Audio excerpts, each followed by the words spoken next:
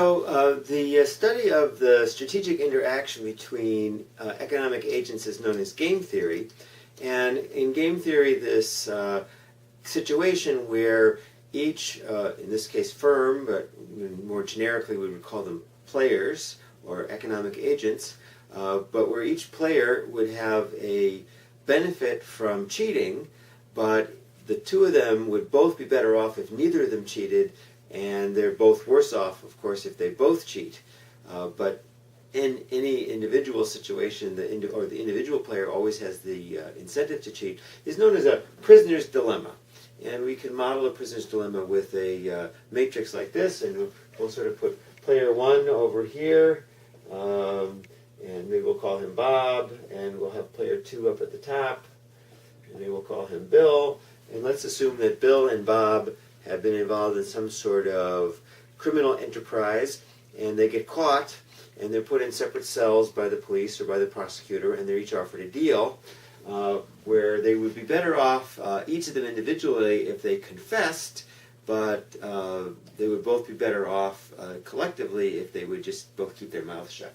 So let's think about this. If they both confess, let's say they're each going to get 5 years in jail. And but on the other hand, if Bill confesses but Bob doesn't confess,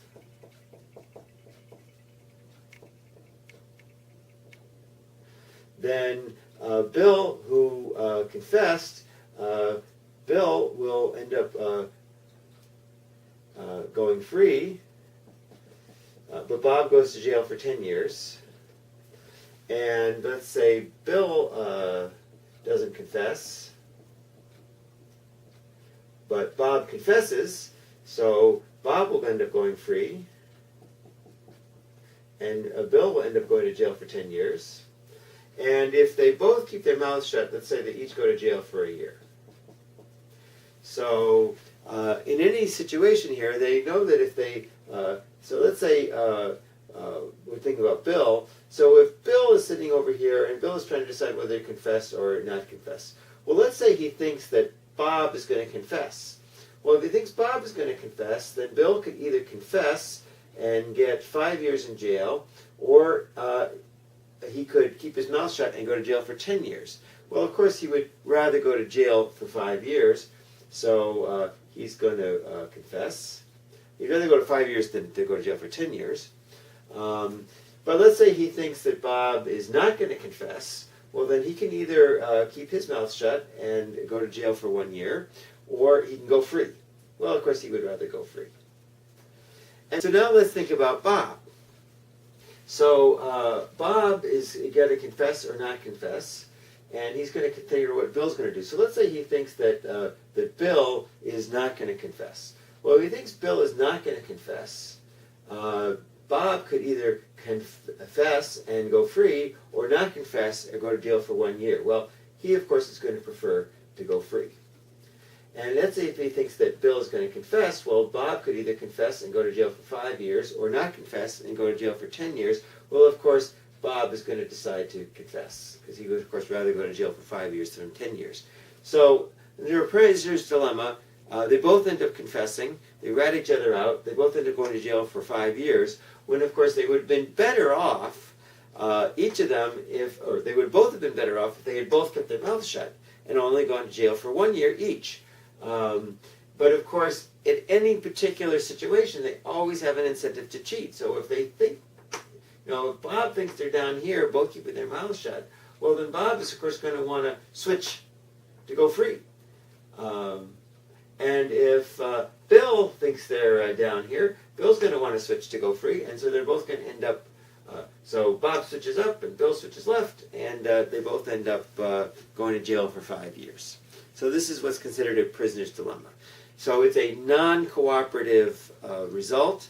It's known as a Nash equilibrium. A Nash equilibrium is an equilibrium where neither player has an incentive on his own to change. So if they're both over here for 5 years, we know that collectively they would both be better off over here, but if we just think of it one at a time, Bob has no incentive to move to 10 years, And Bill has no incentive to move to 10 years, so they're stuck up here. This is the Nash equilibrium. But one feature of the Nash equilibrium in this situation, at least, there are Nash equilibria in repeated games as well. But we're going to think about this as being a one-shot game. This is one time, the one crime caught, there they are. This is a repeated game. There may actually be different strategies that would actually improve the situation. One would be what's known as tit for tat, which is that if they think they're going to be in crime over and over again over the rest of their lives, each of them might decide to play tit for tat, which would be to say, I'm not going to confess until the first time Bill confesses, and then if Bill confesses, then I'm going to confess the next time we have a caper together. Of course, with this example, the problem is that if one of them keeps their mouth shut and the other one confesses, then the one who confesses goes free, and the other one is in jail for 10 years. So it's going to be a while before they have a chance to do a caper together. But in a more realistic example, and again, thinking about the oligopoly situation we're in, we're talking about profits and production. So if we were back to that situation where they each had agreed to produce 3, at any particular moment, either one of them would have an incentive to produce 4, but they could each say to themselves that they're going to play tit for tat. If he produces, I'll produce 3, and if he produces 3, then next time around I'll produce 3 again. But if he produces 4 this time, well, obviously that hurts my profit this time, but then next time I'm producing 4. And so tit for tat, and if both players play tit for tat, it's a possibility that they could both end up, say, in that example I had before, both producing 3 on and on and on forever. So that would be a strategy. One strategy would be to always cheat, which, of course, any particular moment in the short term, you are maximizing for yourself. But, of course, in the long run, you're probably making less than you would if you were playing tit for tat, so long as the other player was also playing tit for tat. The other concept, going back to the prisoner's dilemma, is that each player has a dominant strategy. You have a dominant strategy if your strategy doesn't change no matter what the other person does. And so in this case, confess is a dominant strategy for both players. Bob's dominant strategy is to confess because he's better off confessing whether Bill confesses or doesn't confess. And Bill has a dominant strategy, which is to confess because Bill is better off confessing whether or not Bob confesses or doesn't confess. So you have a dominant strategy if you're going to do the same thing no matter what the other player does. So that's sort of about it for Oligopoly, and see you in class on Tuesday.